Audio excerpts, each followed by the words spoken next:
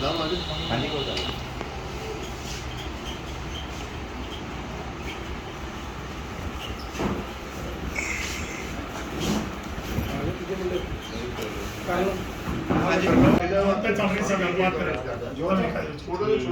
जिन्होंने अज प्रधानमंत्री का सवाल जिहड़े सुखबीर बादल ने खुद उत्थे अपॉइंट किए ने जिन्हां दे नाल उत्थे उन्हां दे जिहड़े अकाली वर्कर सी जिहड़े वो गए सन किसान उन्हां दे नाल कोई माड़ी मोटी कोई ज़्यादा ज्यादती हुई है वो उन्हां दे बंदियां ने कीती ते कीती इस करके आ कि ये जिहड़ा अंदोलन है इनू किसी तरह ये लोग जिहड़े ने तैश विच आउण ते गर्मो गर्मी होवे इत्थे लड़ाई झगड़ा होवे जिहड़ा काम केंद्र जां खट्टर नहीं कर सकिया वो सुखबीर अपने सिरा लैके कराउणा चाहुंदा सी भी एक किसानां ने आ कीता तां ही वो तरह तरह बोलिया ਇਹ ਫਿਰ ਸਮਰਥਨ ਦੀ ਗੱਲ ਕਹਿ ਰਹੇ ਨਾਲੇ ਤਾਂ ਹਾਂਜੀ ਸਮਰਥਨ ਦੀ ਗੱਲ ਵੀ ਕਹਿ ਰਹੇ ਮੋਰਚੇ ਨੂੰ कौन बादल समर्थन कितने वो तो पार्टी का अपनी का प्रचार कर गया सी ये मैं थोड़ी जी गल फिर लंबी हो जाती है मैं तुहानूं दसना चाहुंदा है कि जिद्दन 10 तरीक नूं असीं चंडीगढ़ दे विच बैठ के ते उन्हां नाल गलबात होई उस दिन उत्थे जदों असीं उन्हां नूं अंदर बुलाया वारी वारी ते असीं उन्हां नूं अपील कीती कि ये जिहड़ा अंदोलन है ये पंजाब तो शुरू होया पंजाब इस अंदोलन दा धुरा ते जिहड़ियां तुसीं हुण राजनीतिक रैलियां शुरू कर दित्तियां करनियां इन्हां दे नाल भरावां नूं जंग शुरू हो गई है जिस तरह मौके की असीं उन्हां नूं मिसाल दित्ती ते तुसीं कृपा करो जदों इलैक्शन डिकलेयर होएगी उदों कर लिओ उन्हां चिर ना करो उन्होंने सानूं कहा कि तुसीं फिर सानूं कोई काम दिओ असीं उत्थे आ जाने अंदोलन दे विच आ जाने बंदे लैके असीं कहा भी नहीं ये गल नहीं होएगी तुसीं उत्थे नहीं आ सकदे जिस तरह असीं किसान जथेबंदियां इकट्ठियां होईआं तुसीं भी इस तरह राजनीतिक लोग सारे इकट्ठे हो तुहाडे MLA ने तुहाडे MP ने तुहाडे राज्य सभा के मैंबर ने तुसीं अपने बंदे नाल लाओ होर बंदे नाल लाओ PM हाउस जाओ तुसीं पार्लीमेंट हाउस जाओ तुसीं उहदे ते जाके जिहड़ा प्रोटेस्ट करो ते सरकार ते दबाव पवे तो साडे नाल गल करे ते असीं ना कहिए ते तुसीं इस तरह जा सकदे वो ये कहिंदे ने भी तुसीं सद्दिया असीं इस तरह नहीं सद्दिया असीं क्या उधरों जाओ असीं उन्हां नूं ये थोड़ा कहा सी कि तुसीं बसां भर के जिੱਥੋਂ ਦੀ अज तक कोई बस नहीं गई इधरों दी जाओ सो इस करके ये जिहड़ा भी काम जिहड़ा उन्होंने कीता है उन्होंने 17 तरीक रख ली एक बहाना बना लिया फिर 17 सितंबर ਨੂੰ ਜਿਹੜੇ ਸੀ ਕਾਲੇ ਕਾਨੂੰਨ ਆਏ ਸੀ ਤੇ ਅਸੀਂ ਕਾਲਾ ਦਿਵਸ ਮਨਾਉਣ ਗਏ ਕਾਲਾ ਦਿਵਸ ਜੇ ਮਨਾਉਣ ਜਾਣਾ ਸੀ ਤੇ ਇਸੇ ਰਸਤੇ ਜਾਣਾ ਸੀ ਜਦੋਂ ਦੀ ਸਾਰੀ ਦੁਨੀਆ ਜਾਂਦੀ ਉਧਰ ਦੀ ਜਾਓ ਫਿਰ ਤੁਸੀਂ ਬੈਨਰ ਆਪਣੀ ਪਾਰਟੀ ਦੇ ਲਾਏ ਨੇ ਉਹ ਚੋਣ ਨਿਸ਼ਾਨ ਲੱਗਿਆ ਹੋਇਆ ਇਹ ਸਾਨੂੰ ਸਮਰਥਨ ਨਹੀਂ ਦਿੱਤਾ ਉਹ ਜ਼ਖਮਾਂ ਤੇ ਲੂਣ ਪਾਉਣ ਗਏ ਆ ਅਤੇ ਸਰਕਾਰ ਦੀ ਜਿਹੜੀ ਕੇਂਦਰ ਸਰਕਾਰ ਦੀ ਤੇ ਖੱਟਰ ਸਰਕਾਰ ਦੀ ਅਜੇ ਤੱਕ ਪਾਲਿਸੀ ਕਾਮਯਾਬ ਨਹੀਂ ਹੋਈ ਉਹਨੂੰ ਕਾਮਯਾਬ ਕਰਨ ਵਾਸਤੇ ਉੱਥੇ ਉਹ ਖੱਲਰ ਪਾਉਣ ਵਾਸਤੇ ਸਾਡੇ ਮੋਰਚੇ 'ਚ ਗਏ ਨੇ ਨਾ ਕਿ ਸਾਨੂੰ ਸਮਰਥਨ ਧੰਨਵਾਦ ਜੀ ਇਹ ਜਿਹੜਾ ਫੇਰੀ ਹੈ ਜਿਹਦੀ ਸਾਡਾ ਟੂਰ ਦਾ ਪ੍ਰੋਗਰਾਮ ਬਣਿਆ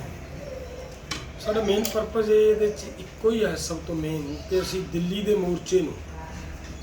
ਕਿਵੇਂ ਸਫਲ ਬਣਾਇਆ ਜਾਏ ਕਿਵੇਂ ਮਜ਼ਬੂਤ ਕੀਤਾ ਜਾਏ ਕਿਵੇਂ ਰਾਜਸਥਾਨ ਦੀ ਭਾਗੀਦਾਰੀ ਇਸ ਮੋਰਚੇ ਦੇ ਵਿੱਚ ਵਧਾਈ ਜਾਵੇ ਉਹਨਾਂ ਸਾਰੀਆਂ ਗੱਲਾਂ ਨੂੰ ਲੈ ਕੇ ਸਾਡੇ ਕੋਲੇ ਵਾਰ-ਵਾਰ ਇੰਦਰਜੀਤ ਹੋਰਾਂ ਦਾ ਅਪੀਲ ਜਾ ਰਹੀ ਸੀ ਕਿ ਸਾਨੂੰ ਸਮਾਂ ਦਿਓ ਸਾਡੇ ਇਲਾਕੇ ਨੂੰ ਸਮਾਂ ਦਿਓ ਤਾਂ ਉਹਦੇ 'ਚੋਂ ਅਸੀਂ ਇਹ ਪ੍ਰੋਗਰਾਮ ਦਿੱਤਾ ਸੀ ਇੱਥੇ ਸਾਡਾ ਜਿਹੜਾ ਇਹ ਪ੍ਰੋਗਰਾਮ ਸੀ ਮੇਨ ਪਰਪਸ ਹੈ ਕਿ ਕਿਸਾਨਾਂ ਨੂੰ ਹਕੀਕਤ ਤੋਂ ਜਾਣੂ ਕਰਾਉਣਾ ਜਿਵੇਂ ਕਿ BJP ਲੋਕਾਂ ਦੇ ਵਿੱਚ ਇੱਕ ਬਹੁਤ ਵੱਡਾ ਭਰਮ ਫੈਲਾ ਰਹੀ ਹੈ ਕਿ ਕਾਨੂੰਨਾਂ 'ਚ ਕਾਲਾ ਕੀ ਹੈ ਔਰ ਇਹ ਕਹਿ ਕੇ ਲੋਕਾਂ ਨੂੰ ਮੂਰਖ ਬਣਾਉਣ ਦਾ ਯਤਨ ਕਰਦੀ ਹੈ ਕਿ ਮੋਦੀ ਸਾਹਿਬ ਨੇ ਕਹਿਤਾ ਕਿ MSP थी MSP है और MSP रहेगी ਔਰ ਮੋਦੀ ਜੀ ਨੇ ਕਾਨੂੰਨ ਦੇ ਵਿੱਚ ਸ਼ਾਮਲ ਕਰਤੀ ਗੱਲ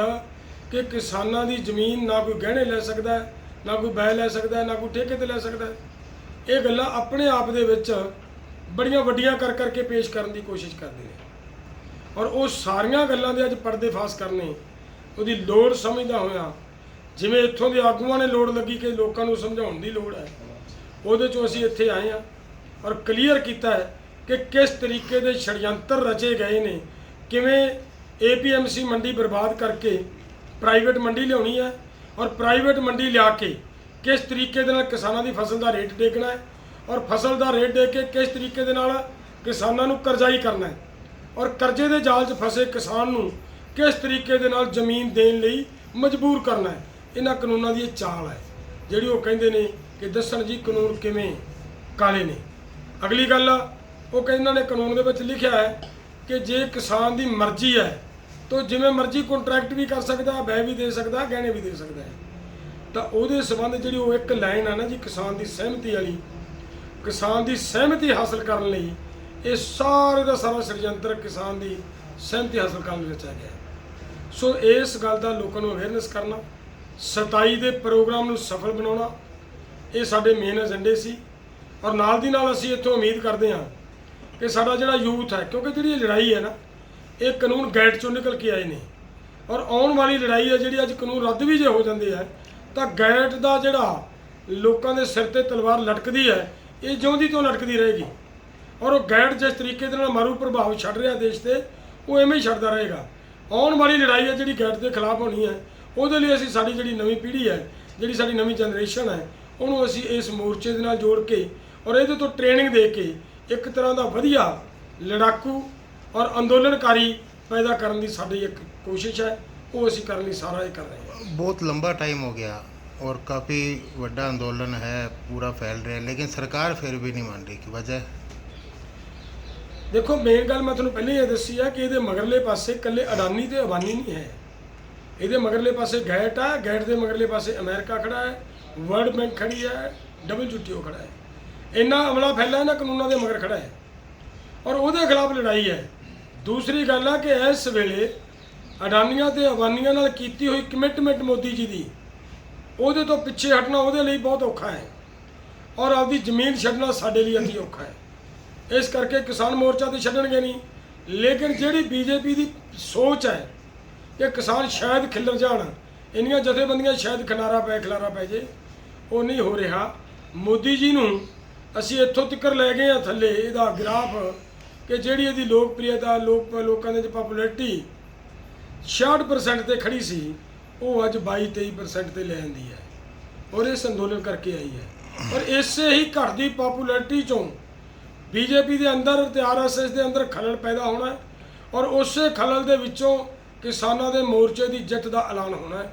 ਇਹ ਕੋਈ ਇਹੋ ਜਿਹੀ ਗੱਲ ਨਹੀਂ ਹੈ, ਟਸ ਤੋਂ ਮਸ ਵਾਲੀ ਕੋਈ ਗੱਲ ਨਹੀਂ। ਅੰਦਰੋਂ ਸਰਕਾਰ ਡਰੀ ਹੋਈ ਹੈ, ਬਾਹਰੀ ਰੂਪ ਦੇ ਵਿੱਚ ਉਹ ਇੱਕ ਤਰ੍ਹਾਂ ਦਾ ਸ਼ੋਅ ਕਰਨਾ ਚਾਹੁੰਦੀ ਹੈ ਕਿ ਅਸੀਂ ਹਮਲਾਵਰ ਰੁਖ ਲੋਕਾਂ ਦੇ ਪ੍ਰਤੀ ਮਤਲਬ ਪੇਸ਼ ਕਰਨਾ ਚਾਹੁੰਦੀ ਹੈ, ਆਪਦਾ ਅੰਦਰੋਂ ਡਰੀ ਹੋਈ ਹੈ। ਸਰਕਾਰ ਨਾਲ ਇਹ ਤੇ ਗੱਲਾਂ ਸਰਕਾਰ ਤੇ ਡਿਪੈਂਡ ਕਰਦੀਆਂ ਹੁੰਦੀਆਂ। ਵਾਰਤਾ ਸਰਕਾਰ ਨੇ ਕਰਨੀ ਹੈ, ਅਸੀਂ ਨਾ ਵਾਰਤਾ ਤੋਂ ਕਦੇ ਭੱਜੇ ਹਾਂ ਤੇ ਨਾ ਵਾਰਤਾ ਤੋਂ ਅੱਗੇ ਭੱਜਣਾ ਹੈ। ਪਰ ਇਹ ਗੱਲ ਹੈ ਕਿ ਸਰਕਾਰ ਪਿੱਛੇ ਇਹ ਗੱਲਾਂ ਕਰਦੀ ਰਹੀ ਕਿ ਕਿਸਾਨ ਕਾਨੂੰਨਾਂ ਦੀ ਗੱਲ ਨਾ ਕਰਨ ਤੇ ਗੱਲਬਾਤ ਲਈ ਤਿਆਰ ਹੈ। ਅਸੀਂ ਇੱਥੇ ਕਾਨੂੰਨਾਂ ਨੂੰ ਰੱਦ ਕਰਾਉਣ ਲਈ ਆਏ ਹਾਂ, ਹੋਰ ਤਾਂ ਸਾਡਾ ਕੋਈ ਪਰਪਸ ਨਹੀਂ।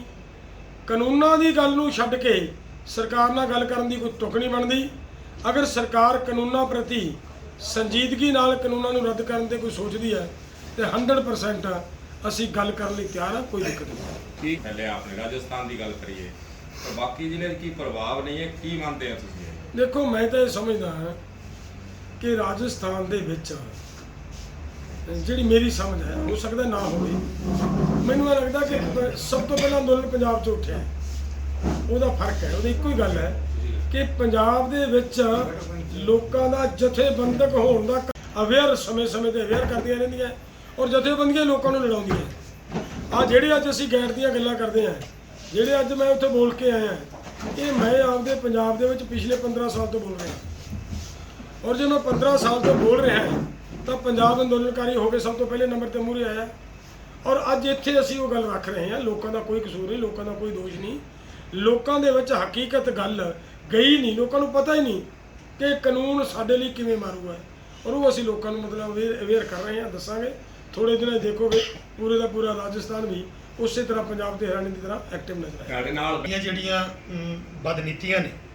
ਸਰਕਾਰ ਜਿਸ ਤਰ੍ਹਾਂ ਇਸ ਅੰਦੋਲਨ ਨੂੰ ਤਾਰ-ਪੀਟੋ ਕਰਨਾ ਚਾਹੁੰਦੀ ਹੈ, ਉਹ ਸਮੇਂ-ਸਮੇਂ ਕਰਦੀ ਆ ਰਹੀ। ਅੱਜ ਦੀ ਮਿਸਾਲ ਤੁਹਾਡੇ ਸਾਹਮਣੇ ਹੈ, ਜਿਸ ਤਰ੍ਹਾਂ ਕਿ 17 ਤਰੀਕ ਨੂੰ ਸੁਖਬੀਰ ਸਿੰਘ ਬਾਦਲ ਗਿਆ ਹੈ ਤੇ ਉਹ ਉੱਥੇ ਲੋਕਾਂ ਦੀ ਜਿਸ ਤਰ੍ਹਾਂ ਨਬਜ਼ 'ਤੇ ਹੱਥ ਰੱਖ ਕੇ ਵੇਖੀਦਾ ਹੈ ਤੇ ਉਹ ਉਸ ਤਰ੍ਹਾਂ ਉੱਥੇ ਗਿਆ ਤੇ ਲੋਕਾਂ ਨੇ ਜੇ ਕੋਈ ਉੱਥੇ ਵਿਰੋਧ ਕੀਤਾ ਹੈ। ਔਰ ਮੈਂ ਤੁਹਾਡੇ ਰਾਹੀਂ ਇੱਕ ਗੱਲ ਹੋਰ ਇਹ ਦੱਸਣੀ ਚਾਹੁੰਦਾ ਹੈ ਕਿ ਜਿਹੜਾ ਕੰਮ ਅੱਜ ਤੱਕ ਕੇਂਦਰ ਸਰਕਾਰ ਜਾਂ ਖੱਟੜ ਸਰਕਾਰ ਨਹੀਂ ਕਰ ਸਕੀ, ਸਾਡੇ ਮੋਰਚੇ ਦਾ ਕੋਈ ਨੁਕਸਾਨ ਨਹੀਂ ਕਰ ਸਕੀ, ਉਹ ਨੁਕਸਾਨ ਕਰਨ ਵਾਸਤੇ ਸੁਖਬੀਰ ਬਾਦਲ ਨੇ ਇੱਕ ਛੜਯੰਤਰ ਰਚਿਆ ਤੇ ਉਹ ਛੜਯੰਤਰ ਰਚ ਕੇ ਉਹਦੇ ਵਿੱਚ ਉੱਥੇ ਗਿਆ, ਜਿਹਦੇ ਬਾਰੇ ਮੈਂ ਪਹਿਲਾਂ ਕਹਿ ਚੁੱਕਾ ਕਿ ਉਹ ਜਿਹੜਾ ਜਿਸ ਤਰ੍ਹਾਂ ਕਿ ਉੱਥੇ ਜਿਹੜੀਆਂ ਨੇ ਦੀਆਂ ਬੱਸਾਂ ਗਈਆਂ दिल्ली ਨੂੰ गए नहीं। सुबह 6 बजे से लेके शाम के 4 बजे तक भारत बंद रहेगा, जिसमें नेशनल हाईवे और स्टेट हाईवे को जाम किया जाएगा और जो बाज़ार में जो हमारे व्यापारी भाई हैं उनसे हम हाथ जोड़ के ये रिक्वेस्ट करेंगे, उनसे निवेदन करेंगे कि वो भी इस भारत बंद में साथ दें, क्योंकि जो रोटी वो खाते हैं वो रोटी भी किसान के खेत से ही आती है। जो शहर वाले भाई जो 3 वक्त का खाना खाते हैं वो किसान के खेत से ही आता है। इसलिए आज सबकी ये जिम्मेदारी बनती है कि इस आंदोलन में वो अधिक से अधिक संख्या में भाग लें, तन मन धन से इस आंदोलन को मजबूत करने का काम करें, क्योंकि अब ये लड़ाई किसान को बचाने से भी आगे बढ़ गई है। किसान को बचाने के साथ साथ ये लड़ाई देश को बचाने की लड़ाई अब बन चुकी है।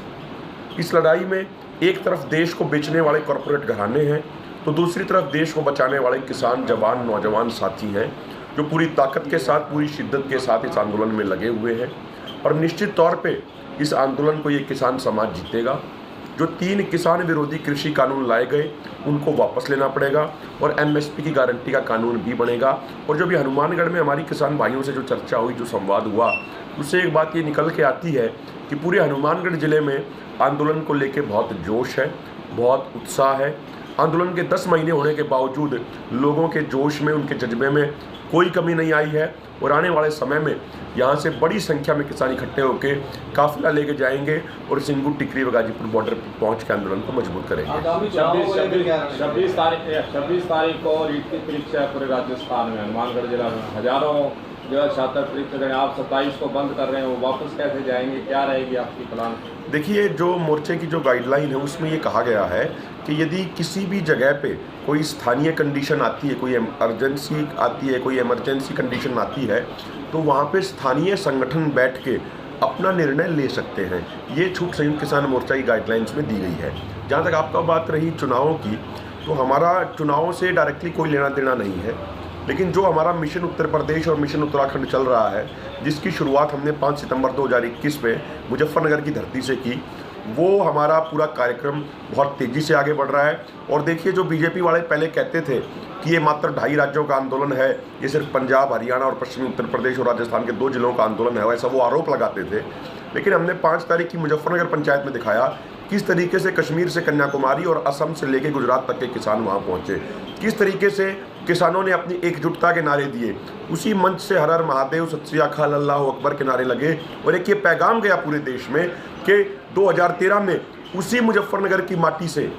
वहाँ पे दंगों की शुरुआत हुई थी और उसके बाद ऐसी ताकत सत्ता में आ गई थी जो देश को धर्म और जाति के आधार पर बांटते हैं। लेकिन उसी मुजफ्फरनगर की धरती से 5 तारीख को सभी किसानों ने ये प्रण लिया है कि हम ना जाति के आधार पर बटेंगे, ना हम धर्म के आधार पर बटेंगे, हम केवल और केवल किसान हैं और किसानी के तौर पे हम अपना कार्यक्रम आगे बढ़ाएंगे। आप इसमें एक चीज़ देखिए कि जो पूर्वी उत्तर प्रदेश है,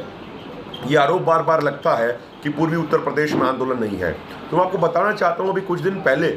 जो बुंदेलखंड के हमीरपुर ज़िले में जो पंचायत हुई, वहाँ पे लगभग 50,000 किसान मौजूद थे। उसके बाद सीतापुर में पंचायत हुई, वहाँ पे भी किसानों का बड़ा जन समर्थन मिला। तो जो ये पूरा विस्तार हो रहा है एक मिशन उत्तर प्रदेश के तहत पूरे उत्तर प्रदेश में आंदोलन का, इससे बीजेपी वाले और उनकी सहयोगी पार्टी वाले डरे हुए हैं।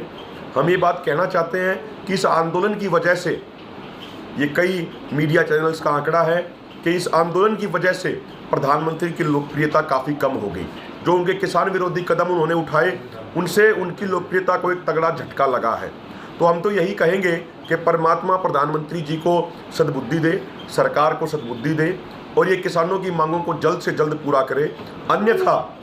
इन सभी राजनीतिक पार्टियों को बड़ा महंगा पड़ने वाला है आने वाला समय। एक तरफ संयुक्त मोर्चा तो कर रहा है भाई, बीजेपी को हराने की बात कर रहा है, और दूसरी तरफ कोई राजनीतिक नेता वहाँ जाता है तो उसको नीचे का बेंच के आप नीचे बैठो, ये क्या रणनीति बनाएगी? क्या क्या मतलब संयुक्त मोर्चा जो दर्शाना चाहता है कि बीजेपी को तरफ हराएं, फिर नेताओं को वहाँ नहीं आने देना? देखिए, हमने बंगाल मिशन के तहत ये कॉल दी थी कि बीजेपी वालों को वोट ना दिया जाए। हमने ये नहीं कहा कि किसको वोट दें, वो एक वोटर की अपनी मर्जी है कि वो किसको वोट देना चाहता है। जो हम उस स्थिति में पहुंचे, उस स्थिति का बैकग्राउंड समझना बड़ा ज़रूरी है।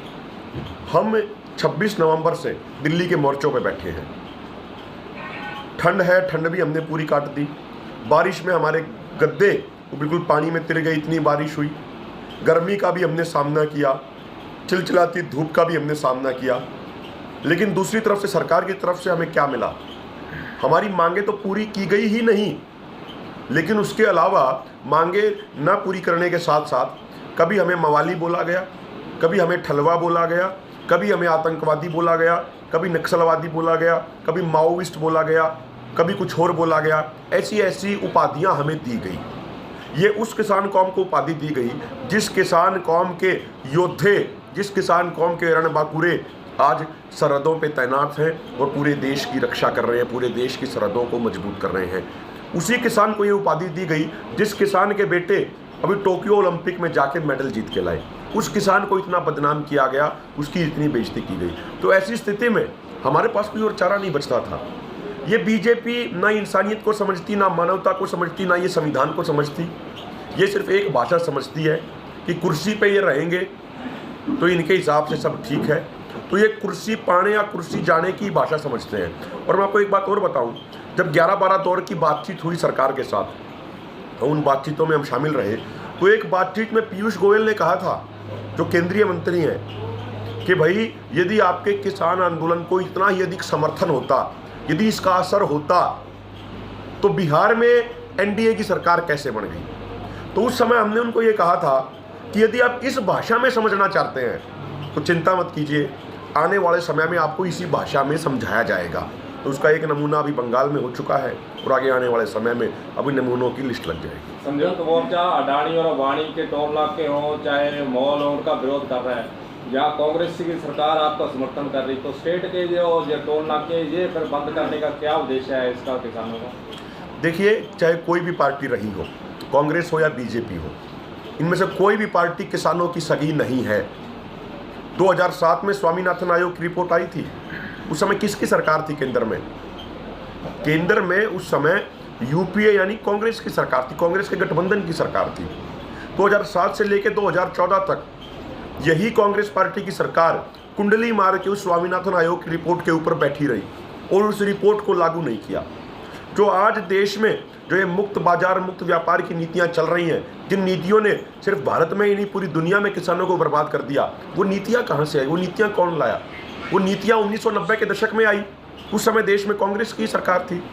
तो जो किसान विरोधी नीतियां थी, उन नीतियों को और भी ज़्यादा तेजी से, मजबूती से आगे बढ़ाने का काम बीजेपी सरकार ने किया। 2014 से पहले प्रधानमंत्री मोदी जी बार बार कहते थे, हजारीबाग की सभा में उन्होंने कहा था, हमें याद है वो हजारीबाग में उनकी सभा हुई थी, उन्होंने एक एक करके बताया था कि C2+50 के अनुसार एमएसपी देंगे। C2 में खर्चा क्या क्या जुड़ेगा? आपकी ज़मीन का खर्चा, आपकी ज़मीन का किराया, बेशक आपकी ज़मीन खुद की हो, आपका खाद का खर्चा, आपका बीज का खर्चा, आपका यूरिया, आपका DAP का खर्चा, जो आपके ट्रैक्टर और जो दूसरे इक्विपमेंट है, हैरो कल्टीवेटर, उनका जो प्राइस डेप्रिसिएशन होगा वो भी आपके खर्चे में जोड़ा जाएगा। आपका फैमिली लेबर भी जोड़ा जाएगा, बाहर का लेबर भी जोड़ा जाएगा और उसमें 50% जोड़ के ये एमएसपी देंगे। ये वादा प्रधानमंत्री मोदी ने किया था, लेकिन इनकी सरकार ने 2015 में सुप्रीम कोर्ट में एफिडेविट दिया जस्टिस रमन्ना और जस्टिस चट्टोपाध्याय की बेंच के सामने कि हम स्वामीनाथन